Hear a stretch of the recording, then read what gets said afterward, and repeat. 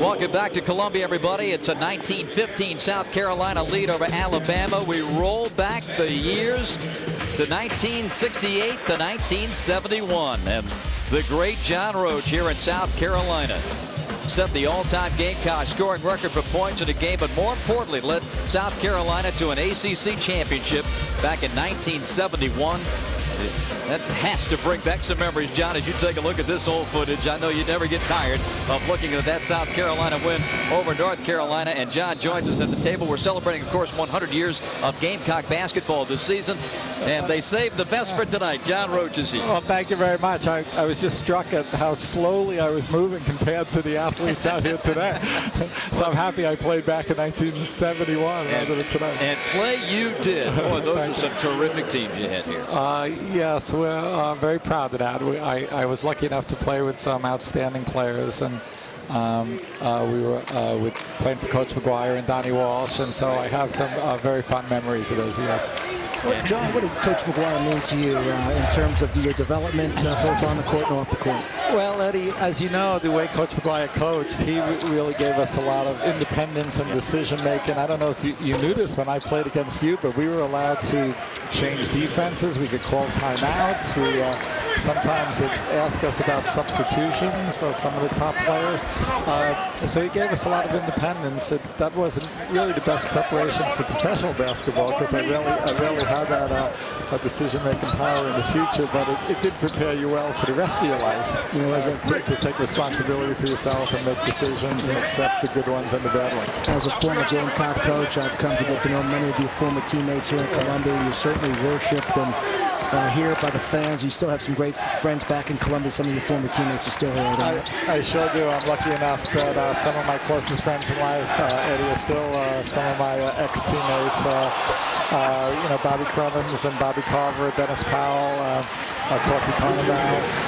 So I've been very fortunate to make friends in college that have lasted a lifetime. Any thoughts on the new coach? Have they asked you for your opinion? Have you talked to Eric Hammond? No, I haven't. But, you know, I'm kind of removed from college basketball. I wouldn't know where to begin. But I hope the university and the fans of South Carolina appreciate the job that Dave Odom did. He's had a wonderful career as a coach, and he ran a program with a class and dignity, and it's very difficult in this day and time to develop a perennial basketball power, most particularly in an area such as the Southeast, where there are so many fine programs. So I hope everyone appreciates both his career and the job he did here at South Carolina. John, bring us up to date with your life.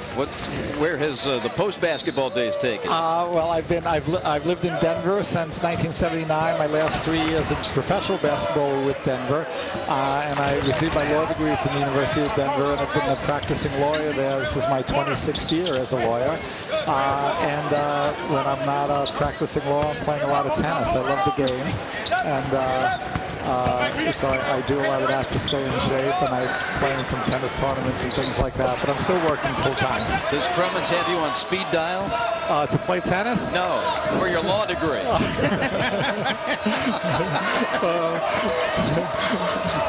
That's funny. He should. Here's Downey.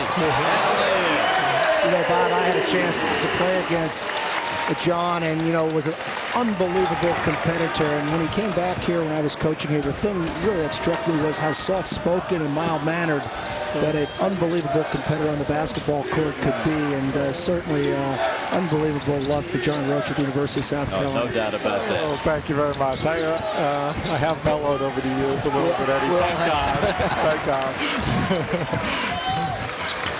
I still think back to that night, 1971, the famous jump ball, of course, and Tom Owens laying it in to give South Carolina the championship. And those were some fantastic times, and people talk about the rivalries of today, and of course Duke and North Carolina in the ACC gets a lot of attention, but I think people over time, John, have forgotten how intense it was between North Carolina and South Carolina, especially with the connection with Coach McGuire. Well, you know, North Carolina obviously was a formidable opponent, and so they were the team we had to get past to receive national recognition, and it was a tough battle because they obviously had a wonderful program, a great coach, and terrific players. So it was really a challenge. And having to win the ACC tournament to advance. Yes. Yeah, and you know, we were a team that really didn't win the tournament the year we had our best team.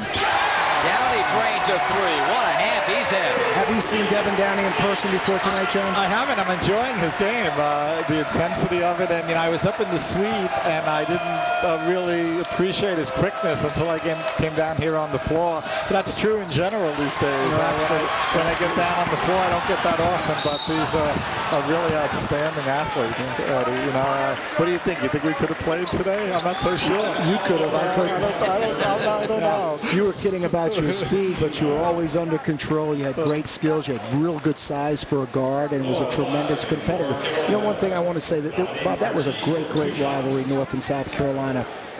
But woven in was the great respect that Coach Smith had for Coach McGuire, because Coach Smith coached for Coach McGuire. And when it was all settled, it was never really spoken much, but there was great respect among the players. And when I came to be head coach here in '93, I was so welcomed in by some of John's best friends, the former South Carolina players who were still living in Columbia. And there really was a lot of mutual admiration, although it was one competitive rivalry when it was going on. Wow. Yeah, it really was a lot of fun and a lot of memories. And, you know, North Carolina, obviously, with its unbelievably rich basketball tradition. And, you know, South Carolina, the years that it had a prominence were, of course, a lot fewer, which I benefit from because I remember our good teams very well. It was a lot of fun, and our teams were tough to beat. 26-19 South Carolina. Was there one highlight? I mean, obviously the tournament success in '71, but is there one thing that stands out in your mind, or a few things that stand out? Well, I think you know, for me, and maybe this is true in a lot of things in life, the journey to try to compete at the highest level was more enjoyable than the destination. So some of my best memories are really in my early years at the school. My sophomore year, when we went up to Philadelphia and beat a very good LaSalle team to win the Quaker City, and then later that year we played Eddie's team in the North Carolina. And the first time we played North Carolina in North Carolina, and they had a wonderful team. Only lost. They had only lost one game. They got to the Final Four that year. Maybe we snuck up on them a little bit, but that was a good memory. Riley with the takeaway and the dunk. He's having an outstanding half, and Alabama's cut this back to 2. Speaking with John Roche, he'll be honored here at halftime, and he'll be signing autographs and kissing babies in the second half, we understand.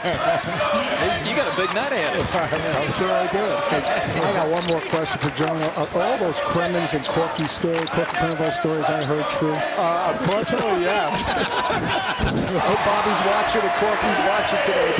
I tell Bobby I don't know how he even puts together any rules of discipline for his team with a straight face. There's some beautiful stories out there that I've heard. And we can even tell a few. Not on TV, we can't.